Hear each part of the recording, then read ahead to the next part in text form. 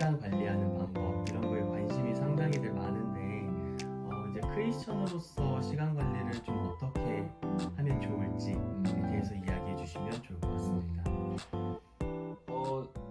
사람은 다 똑같기 때문에 그리스도인이라고 48시간을 사는 거 아니고 일반인이라고 12시간 사는 거 아니고, 그래서 사실 시간 관리의 어떤 기본적 툴이라든가 방법론은 거의 비슷할 것 같아요.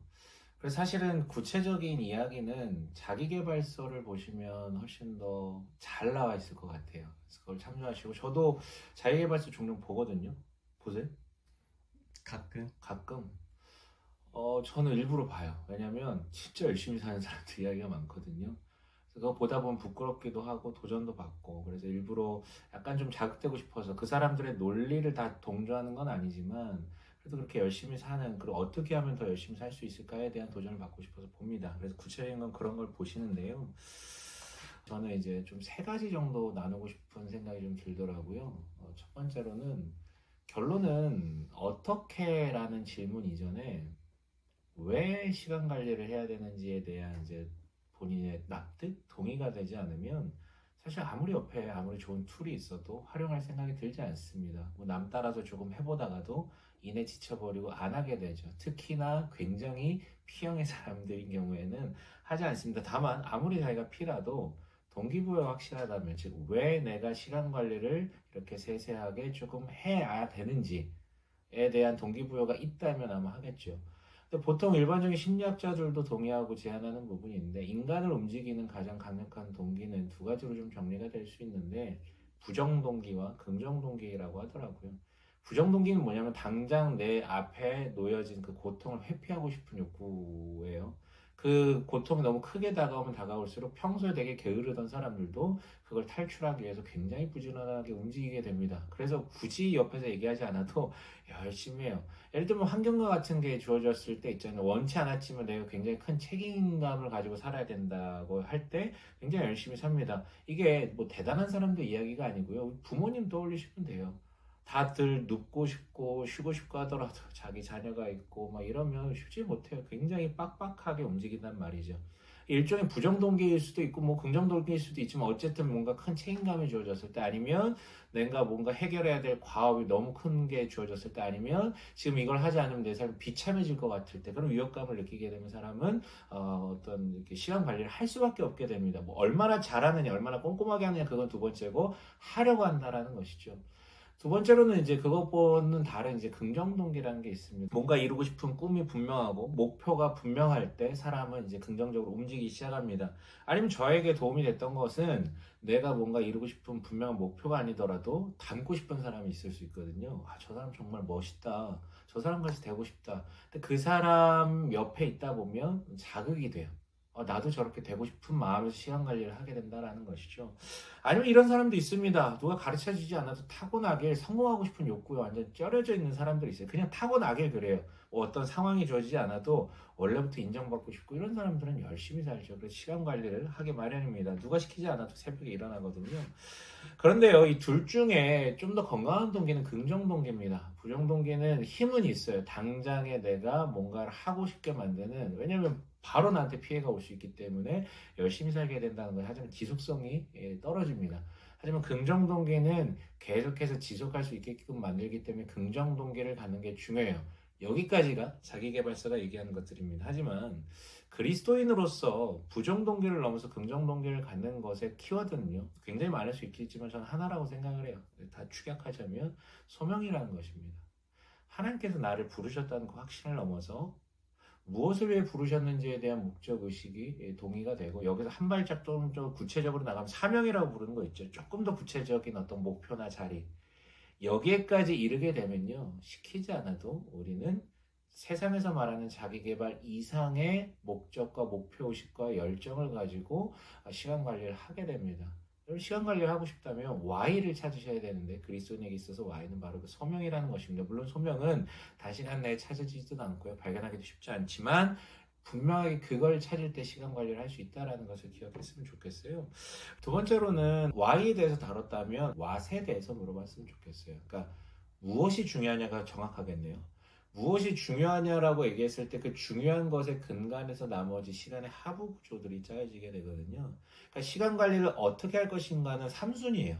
1순위는 Y고 2순위는 무엇이 중요한가, 그 중요한가에 따라서 하부 구조가 설정이 되니까요. 여기에 대해서 저는 추천드리고 싶은 것은 자기계발서의 고전이라고 얘기할 수 있는 성공하는 사람들의 7가지 습관이라는 책이 있습니다. 여기에 시간 관리에 대한 부분이 분명히 나오거든요. 시간을 4분할 할 수 있다는 것이죠. 중요하고 급한 것, 그러니까 중요하고 급한 일, 그런데 중요하지만 급하지 않은 일, 중요하지 않지만 급한 일, 중요하지도 않고 급하지도 않은 일, 그리고 이 중에 중요한데 급하지 않은 일을 잘 관리하는 사람이 장기적으로 성공한다라고 제안을 하고 있습니다. 그렇잖아요.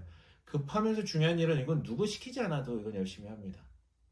근데 많은 사람들은 중요하지도 않지만 급하지도 않은 일을 많이 한다라는 거예요. 근데 진짜 성공하는 사람들은, 관리를 잘하는 사람들은 중요한데 급하지 않아서 남들은 신경 쓰지 않는 그 영역을 잘 관리하기 때문에 지속적 성장과 성공을 맛볼 수 있다는 얘기죠.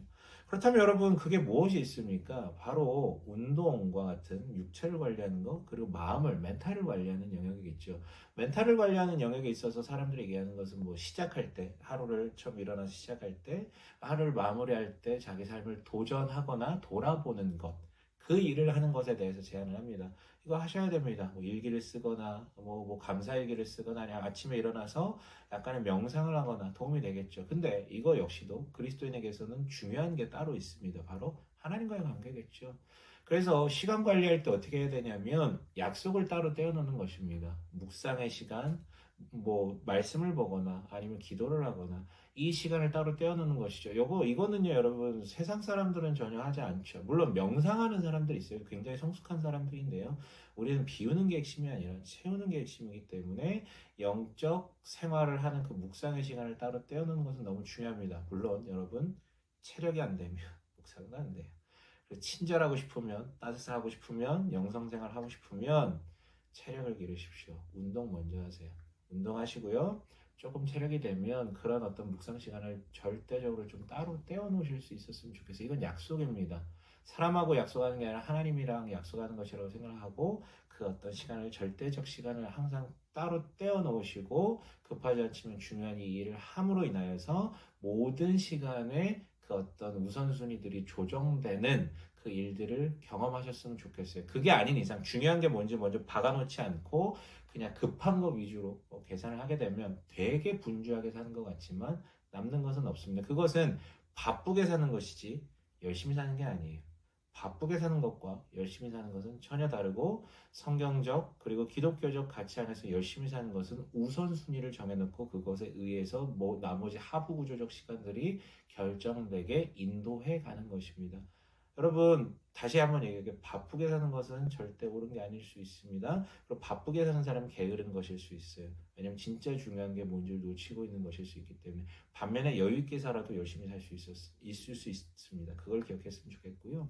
마지막으로 그래도 팁 하나 더 얘기하고 싶은 것은, 남 따라하지 마시고요. 자신한테 어울리는 방식으로 맞춰가셨으면 좋겠어요. 저는 새벽형 인간입니다. 타고나게 그래요. 새벽에 집중도 잘 되고, 그래서 일찍 자고요. 일찍 일어나가지고 새벽에 출근해서 새벽에 모든 것을 다 합니다. 운동도 사실 새벽에 하고요. 근데 한 친구가 이런 저의 삶을 좀 좋게 봤나 봐요. 그래서 자기도 따라하겠다고 그렇게 살다가 입원했어요. 왜냐면 그 친구는 저녁형 인간이었거든요.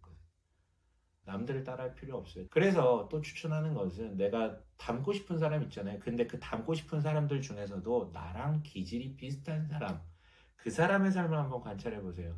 내가 닮고 싶을 정도의 사람이라면 뭔가 성공적인 혹은 좀 괜찮은 삶을 살고 있을 가능성이 크거든요. 나랑 기질이 비슷하다면 더 구체적인 팁을 얻을 수 있을 것입니다. 제가 얘기해 드릴 수 있는 것은 이 정도인 것 같습니다. 시간 관리 굉장히 중요합니다. 하나님께서 주신 시간 너무나도 소중하고요.